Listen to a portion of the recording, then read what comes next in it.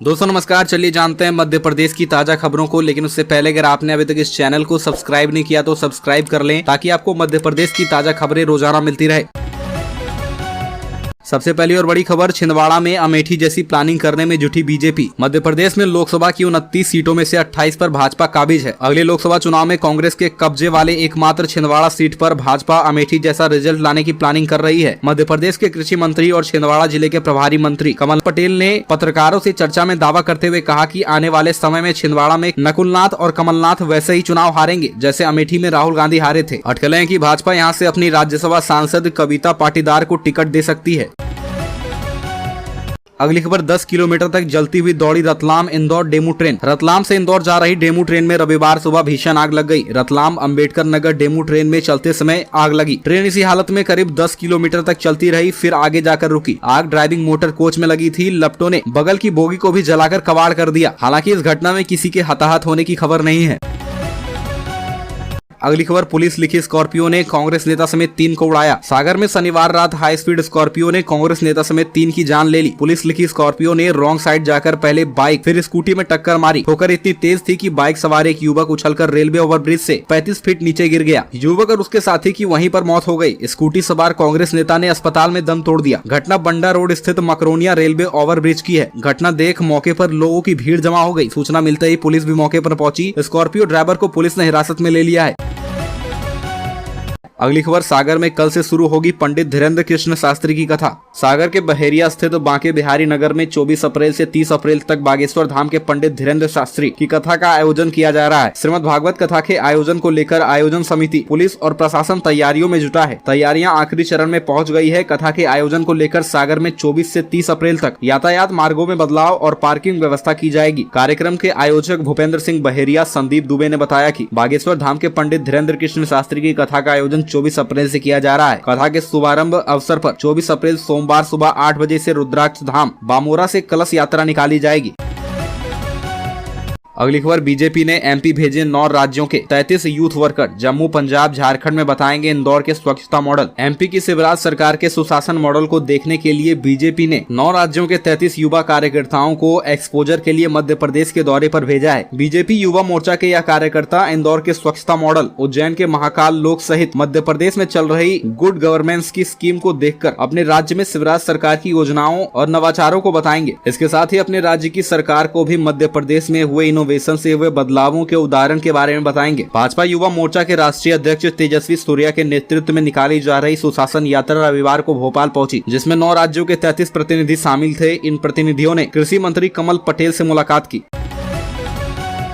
अगली खबर, राहुल की सजा पर इंदौर में कपिल सिब्बल बोले, इस केस से कानून का क्या संबंध। जिसके लिए मानहानि की बात की उनमें से किसी ने केस नहीं लगाया। उन्होंने कहा कि कभी कभी अदालतों से ऐसे फैसले आते हैं जिनका कोई औचित्य ही नहीं, आधार ही नहीं। हालांकि मैं अभी कांग्रेस में नहीं हूं, लेकिन कांग्रेस नेता राहुल गांधी को लेकर कोर्ट का फैसला ही लीजिए, उससे कानून का क्या ताल्लुक है। जिनके लिए कहा गया कि ये मानहानि की बात है, उसने तो केस लगाया ही नहीं। तीनों मोदियों में से किसी ने मुकदमा नहीं किया। राहुल ने बयान दिया, कर्नाटक में मुकदमा दर्ज हुआ सूरत में, और इस बात पर दर्ज हुआ कि बैकवर्ड है, पर मोदी तो बैकवर्ड है ही नहीं।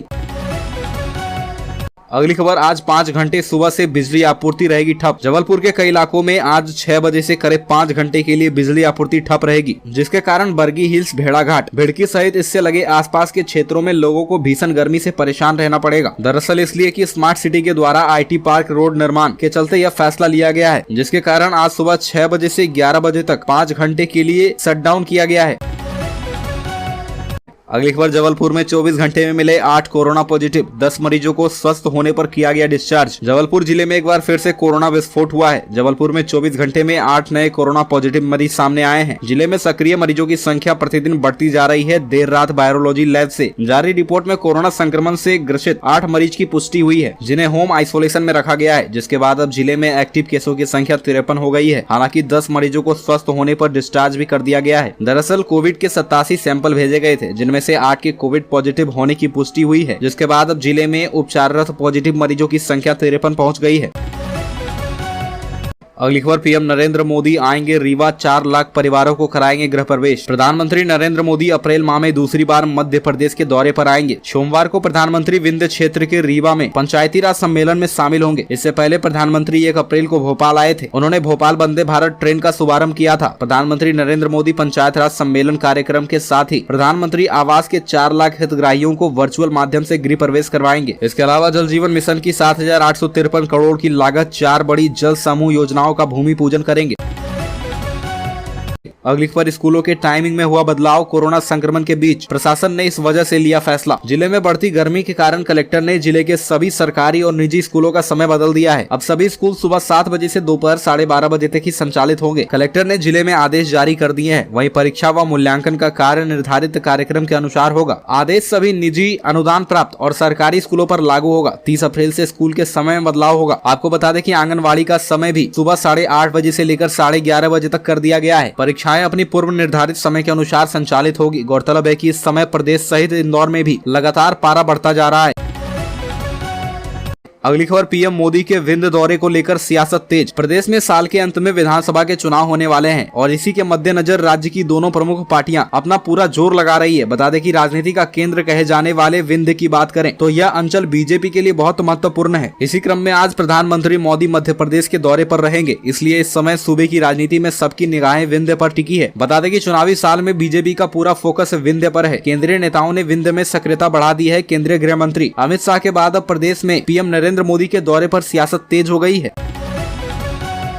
अगली खबर, विवादों में आई मुख्यमंत्री कन्यादान योजना। पूर्व सीएम ने उठाए सवाल, प्रेगनेंसी टेस्ट से जुड़ा है मामला। हाल ही में मध्य प्रदेश के डिंडोरी जिले में मुख्यमंत्री कन्यादान योजना के तहत हुआ सामूहिक विवाह विवादों के घेरे में आ गया है। यहाँ सामूहिक विवाह से पहले युवतियों के स्वास्थ्य परीक्षण के नाम पर प्रेगनेंसी टेस्ट कराने का मामला सामने आया है। इस योजना के लिए कई लोगों ने आवेदन किया था, लेकिन सिर्फ 219 जोड़ों को इसका लाभ मिल पाया है। प्रेगनेंसी टेस्ट पॉजिटिव आने पर जोड़े के नाम लिस्ट से हटा दिए जाते हैं। कांग्रेस ने इस पर आपत्ति जताते हुए इसे युवतियों की निजता का हनन बताया है। वहीं बीजेपी इस जांच को सही ठहराते नजर आ रही है। इस मामले में पूर्व मुख्यमंत्री कमलनाथ ने ट्वीट कर लिखा, डिंडोरी में मुख्यमंत्री कन्यादान योजना के तहत किए जाने वाले सामूहिक विवाह में 200 से अधिक बेटियों का प्रेगनेंसी टेस्ट कराए जाने का समाचार सामने आया है। मैं सीएम से जानना चाहता हूं कि क्या यह समाचार सत्य है, और यदि सत्य है तो मध्य प्रदेश की बेटियों का घोर अपमान किसके आदेश पर किया गया है।